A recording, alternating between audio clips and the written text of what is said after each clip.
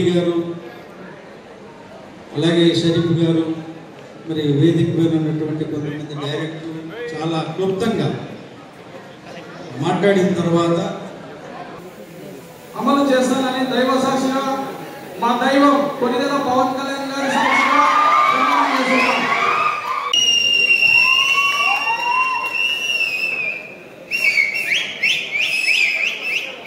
ఇది విధానాలను అమలు చేస్తానని దైవ సాక్షిగా ప్రమాణం చేస్తున్నాను.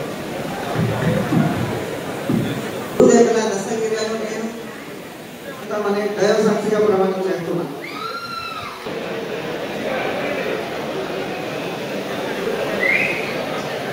ప్రభుత్వ విధి విధానాలను అమలు చేస్తానని దైవ సాక్షిగా ప్రమాణం చేస్తున్నాను.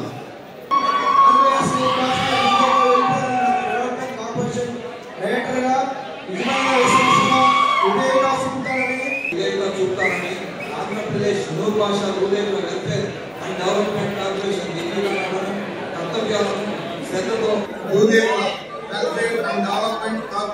విధేయత చూపుతానని ఆంధ్రప్రదేశ్ ప్రభుత్వ విధి విధానాలను అమలు చేస్తానని నా నూరు భాష జాతి సాక్షిగా ప్రమాణం చేస్తున్నాను.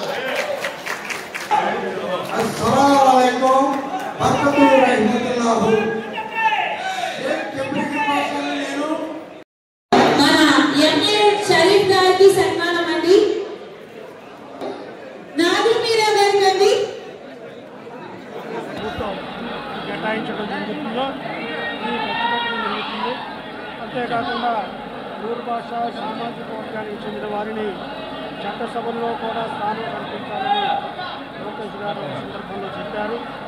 దాన్ని కూడా రాబోయే రోజుల్లో నూరు భాష సామాజిక వర్గాన్ని చట్టసభల్లో కూడా అవకాశం కల్పించే ఆలోచన చేస్తాం.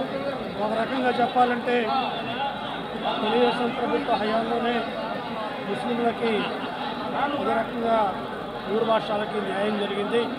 గతంలోనే ఎక్కువ నిధులు కేటాయించడం జరిగింది. సంవత్సరానికి 1500 కోట్ల రూపాయలు తక్కువ కాకుండా ఆనాడు ఖర్చు పెట్టాం. ఈనాడు కూడా 2000 రూపాయలు మరి సంవత్సరానికి ఖర్చు పెట్టాలని ఈనాడు చంద్రబాబు నాయుడు గారు నిర్లక్ష్యంతో ఉన్నారు. విద్య కోసం కానీ అదే రకంగా ఉపాధి అవకాశాల కోసం కానీ ఆర్థిక పరిపుష్టి కోసం కానీ ఈ డబ్బులు వెచ్చిస్తాం. తెలుగుదేశం పార్టీ మైనార్టీల ఎడల సంపూర్ణ అవగాహనతో వారిని సహకారం చేయడానికి ఈ ప్రభుత్వం సిద్ధంగా ఉంది. గతంలో ఏ రకమైన కార్యక్రమం లేకుండా వైఎస్ఆర్సీపీ ప్రభుత్వ హయాంలో మైనార్టీలను ఓటు బ్యాంక్గా ఉపయోగించుకున్నారు తప్ప అటు ఆర్థికంగా కానీ సామాజికంగా కానీ విద్యాపరంగా కానీ ఉర్దూ భాషా పరంగా కానీ అదే రకంగా మతపరమైన విశ్వాసాలకు కానీ ఎటువంటి సహకారం ఇవ్వలేదు.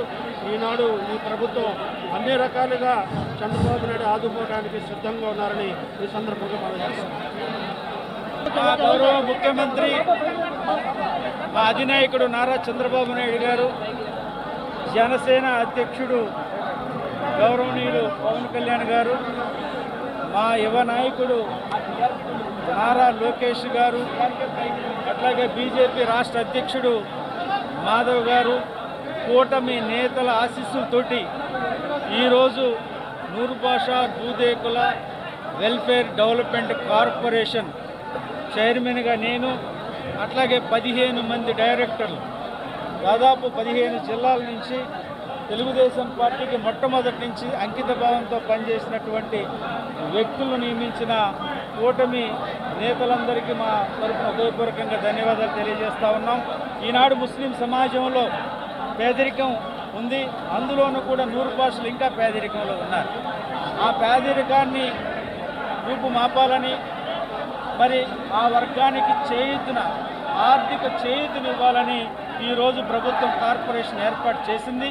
మరి నారా లోకేష్ గారు కూడా తాడిపత్రిలో ఖచ్చితంగా రోజు చెప్పారు, బీసీ డిక్లరేషన్లో కూడా 100 కోట్ల రూపాయలు ఈ కార్పొరేషన్కు నిధులు సమకూరుస్తామని కూడా చెప్పడం జరిగింది. అంతేకాకుండా రానున్న రోజుల్లో చట్టసభల్లో కూడా అవకాశం కల్పిస్తానని కూడా వారు చెప్పడం జరిగింది. తప్పకుండా మాకు అసంచలమైనటువంటి విశ్వాసం తెలుగుదేశం పార్టీ అధినాయకత్వం మీద, నారా చంద్రబాబు నాయుడు గారి మీద, నారా లోకేష్ గారి మీద ఉంది. తప్పకుండా ఏదైతే మాకు అవకాశం ఇచ్చారు ఈ అట్టడుగు వర్గాలకి, పేద వర్గాలకి ఈ కార్పొరేషన్ నుంచి చేయగలిగినంత సహాయం చేస్తామని నా తరపున మా డైరెక్టర్లందరి తరపున తెలియజేస్తాము.